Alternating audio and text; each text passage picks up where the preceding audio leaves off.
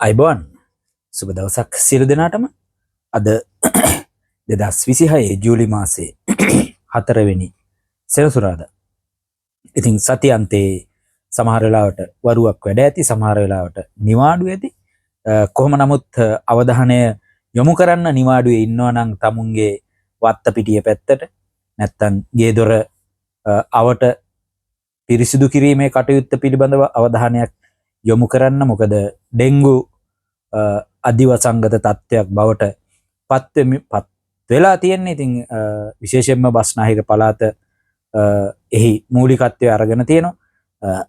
හැබැයි අර සුන්බුන් කල්ලි විසින් කියනවා මේක පාලනය කරගන්න බැරි තත්ත්වයටපත් වෙලා කියලා. මේ ඉතිහාසයේ විශාලතම ඩෙන්ගු අසංගතය වගේ එකක් කියනවා 2016 17 වගේ වුන්ට දැන් අමතක වෙලා තියෙන්නේ.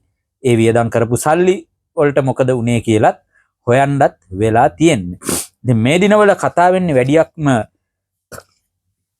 සල්ලි පිළිබඳව වැඩි වැඩියෙන් කතා වෙනවා. ඒ සල්ලි පිළිබඳව වැඩි වැඩියෙන් කතා වෙනකොට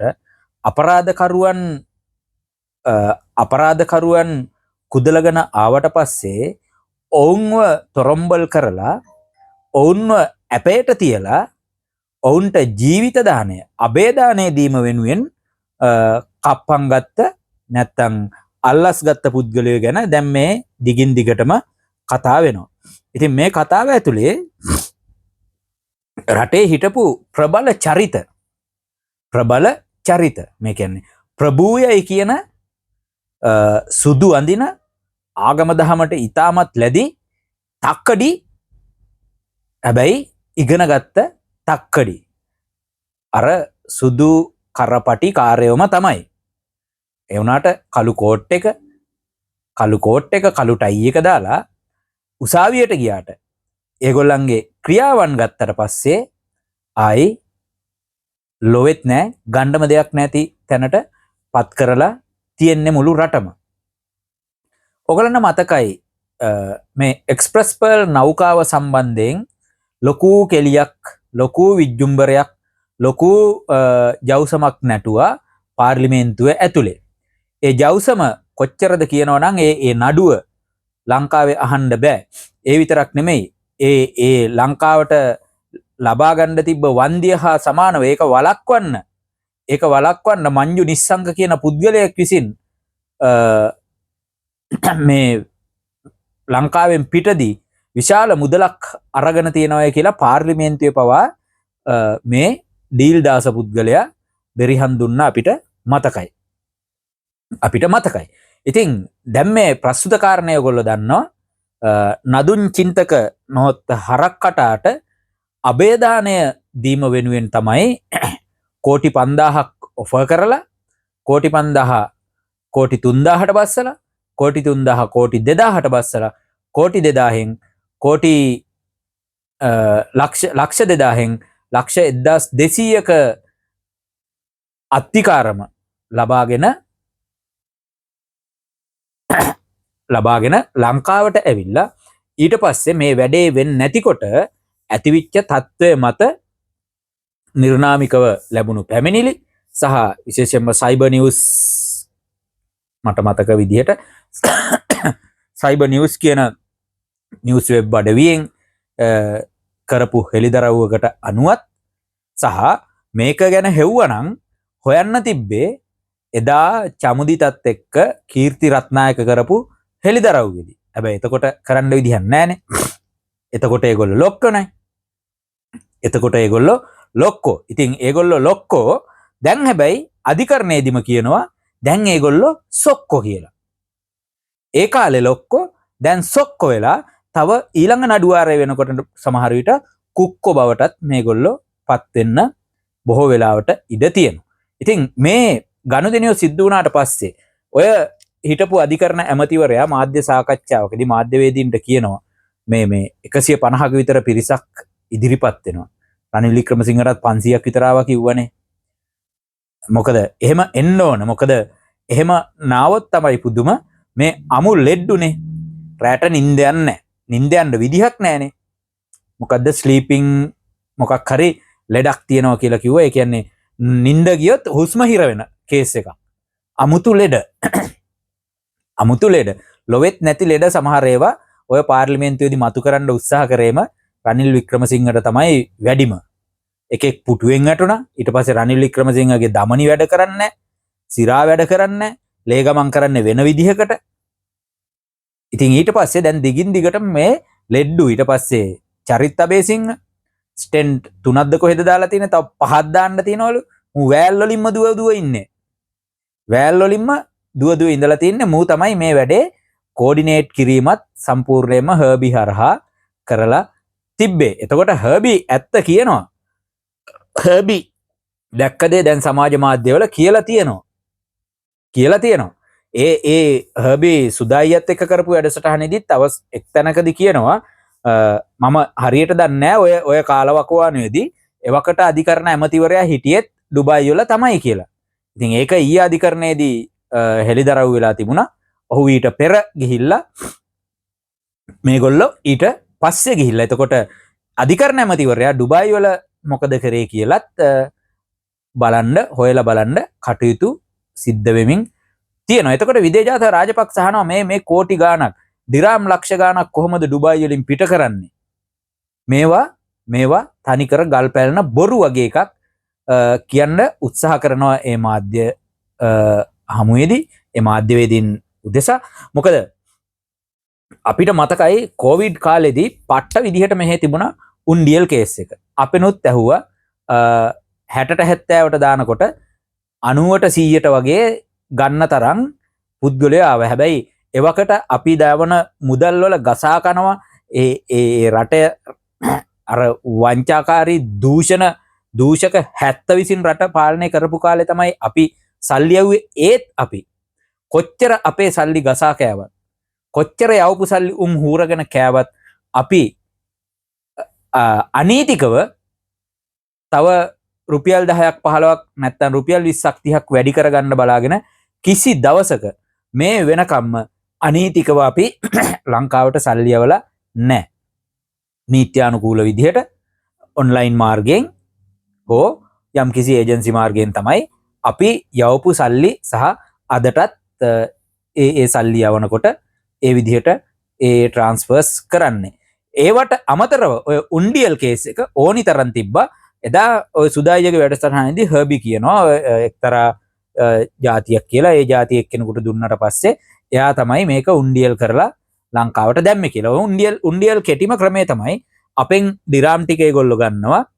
දිරාම් ටික අරගෙන අපි වෙනුවෙන් ලංකාවේ කවුරු හරි ඒගොල්ලන්ගේ ඉන්න පුද්ගලයෙක් විසින් මුදල් ටික අපි යවන්න ඕන කෙනාගේ ගිණුම් මංකේ දුන්නට පස්සේ ලංකාවේ මුදලින් ඒක ඒගොල්ලෝ ට්‍රාන්ස්ෆර් කරනවා.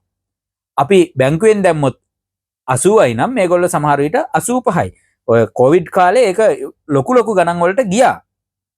අපි දන්න පුද්ගලයෝ ඕන තරම් එහෙම දැම්ම. හැබැයි අපි ඒ දේවල් කරලා නැහැ.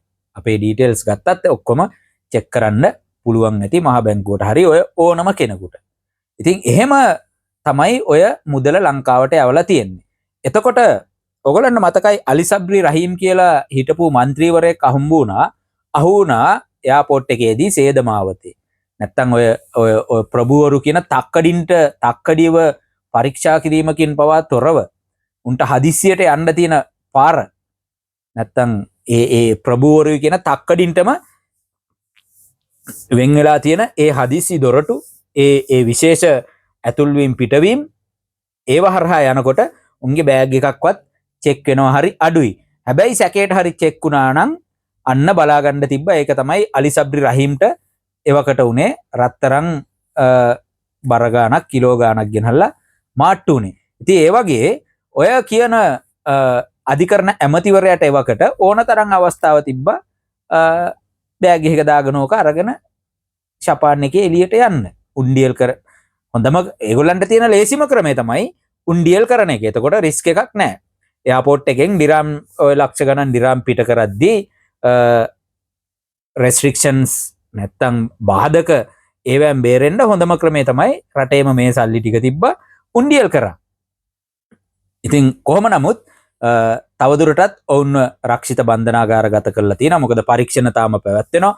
තාත්තා මෙහි ඉඳලා මොකද කරේ කියලා හොයමින් තියෙනවා. ඒ විතරක් නෙමෙයි මිදිගම ලසාහරා නැවත වතාවක් ආපහු දුන්න ලක්ෂ 200 අරගෙන තින්නෙත් නාවල ප්‍රදේශයේ තියෙන ඔය ඩීල් දාසලටම අයිති පරිශ්‍රයකදී කියන එකත් හොයාගෙන තියනවා දැන්. එතකොට මේ මිනිස්සු ගැන ඔය මිනිස්සු ඕක තමයි අර පසුගිය ජනාධිපතිවරණය පවත්වන්න ඉස්සෙල්ලා අපි වරින් වරම කිව්වා විශේෂයෙන්ම ජනාධිපති නීතිඥ මට්ටමේ දෙන්නෙක් විසින් ව්‍යවස්ථාව අග ඉඳලා මුලට මුල ඉඳලා අගට මුලින් මැදින් අගින් කොනෙන් අරහෙන් මෙන් හැමතැනින්ම හොයනවා කියලා වංගු ගහන්න. ඔයගලන්ට මතකයි ලේනවා කියලා පොරක් ගිහිල්ලා මුට්ටියක් දාලා බැලුවා. එතකොට එවකට හිටපු පාලිත රංගබණ්ඩාර මුට්ටි දාලා බැලුවා. මේක කැන්ද කැන්සල් කරගන්න පුළුවන් වෙයිද කියලා. ඒ වගේම තමයි මේක ව්‍යවස්ථාව හරහා කරගන්න ඔය ඩීල් දාස සහ අනිත් හිටපු ශ්‍රී ලංකා නිදහස් පක්ෂය නියෝජනය කරපු දැනටත් පාර්ලිමේන්තුවේ ඉන්න ජනාධිපති නීතිඥවරයා කොළඹ දිස්ත්‍රික්කයේ ජනාධිපති නීතිඥවරයා ඔය කට්ටිය තමයි එවකට ඔය කුරුමානම අල්ලල් හිටියේ ව්‍යවස්ථාව හරහා ඔය වැඩේ කරගන්න. ඉතින් ඊට පස්සේ තවත් පුද්ගලයෙක් තවත් නීතිඥයෙක් ගියා මට නම මතක නෑ දැන්. ගිහිල්ලා නඩු දැම්මක් කළු පොරක්. ඉතින් ඒ හැම දෙයක්ම පරාද වෙලා හැම දෙයක්ම මිනිස්සු පස්සට දාලා මෙහෙම මේ ආණ්ඩුවක් පත් කරගත්තේ ඔය ටික කරගන්න. දැන් ඊයේ මධ්‍යම රාත්‍රියේ ඉඳලා ගෑස් මිල ෂෙල් ගෑස් සහ ලාෆ් ගෑස් 1000 ගානකින් අඩු වෙලා තියෙනවා. එතකොට නිල් පාට ගෑස් එක ෂෙල් ගෑස් එක ලිට්‍රෝ ගෑස් එක රුපියල් 400 ගානකින් අඩු වෙලා තියෙනවා 12.5.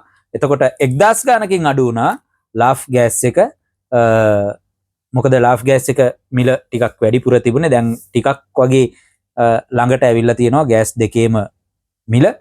ඉතින් මේවත් දකින්න ඕනි. හැබැයි 1000 ගානකින් ලාෆ් ගෑස් එක අඩු වෙනවා කියනකොට කියන්න පුළුවන් මේ තියෙන අයිතිකාරයත් එක්ක දැන් ආණ්ඩුව ඩීල් එකක් ගහලා කියලා වගේ එකකුත් කියන්න පුළුවන්. මොකද හැම තැනින්ම පත්තු වෙනවානේ.